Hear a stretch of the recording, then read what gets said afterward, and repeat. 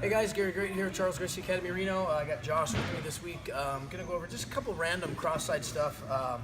We had some Jiu-Jitsu matches and some MMA fights the other day that some stuff came up, so I'm just gonna kind of cover some of it. So, first thing cross-side, just gonna go over kind of real quick, so I'm gonna go over a bunch of these.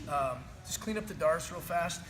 Guy turns on knees here on you, starts to turn on his side. Sorry, come around this way so you can see it. Yeah. So, guy turns.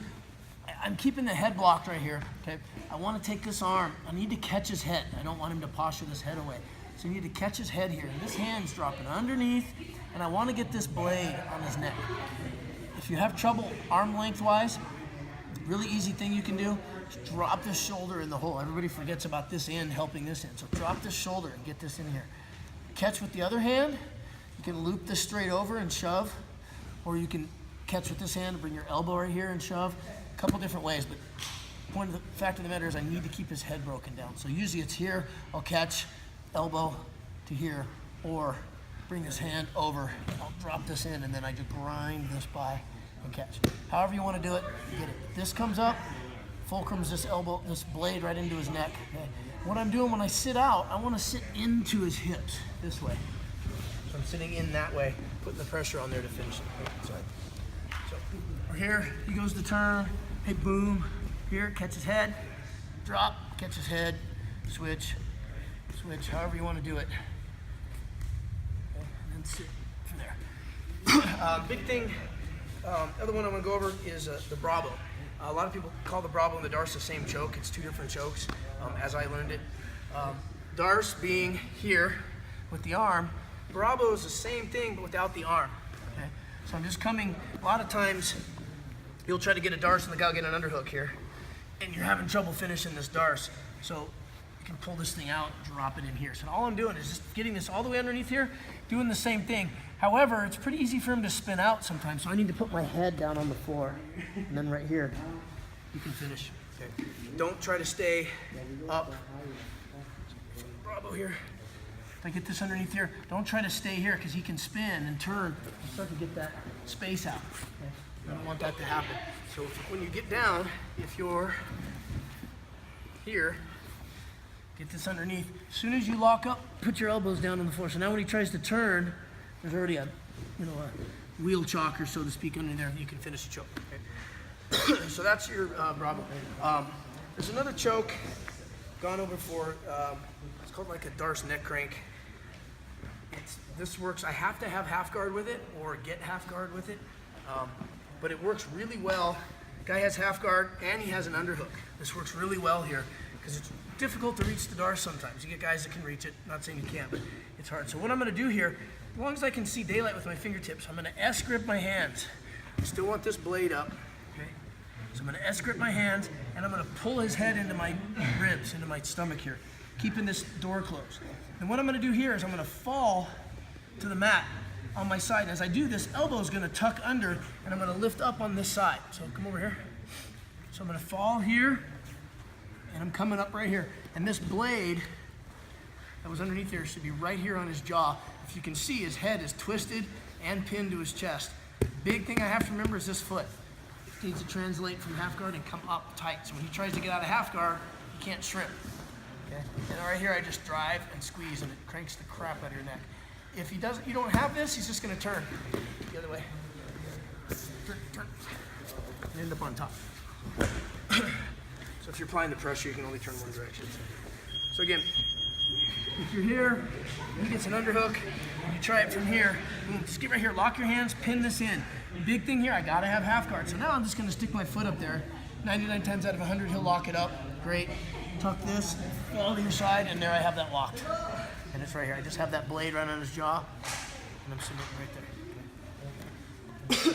So that, the Darce neck crank one, a lot of people have not seen that, and catches them pretty well. It's really good for people that can't reach the Darce as well.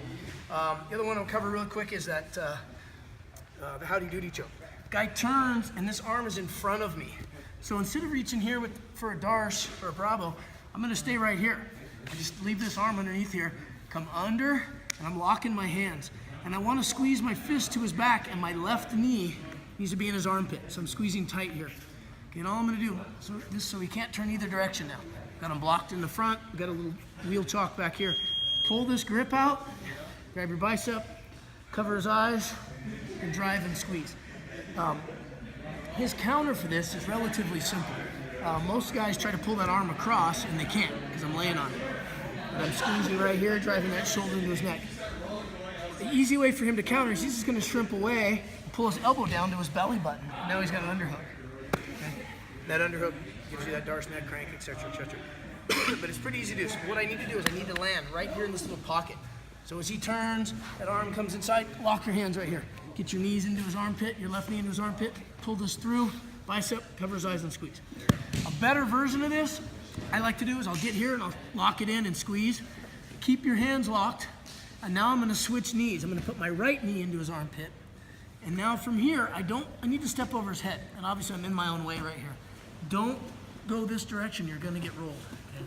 I need to swing my head towards his feet here. And I'm gonna put my head on the ground. Step right over the net. And now I can squeeze and choke. And if he tries to roll me, I'm already here. If you try to do this here, and instead you're gonna get dumped. Okay, so, from here, he turns, boom, lock my heavy duty up, block, switch my knees, and all I'm gonna do here, whatever grip you wanna use, it doesn't matter, swing your head towards the feet. I'm gonna put my head on the mat over here, because that's where he's trying to roll me. He's not gonna roll me this way, he's gonna roll me this way. So just swing your head, boom, step.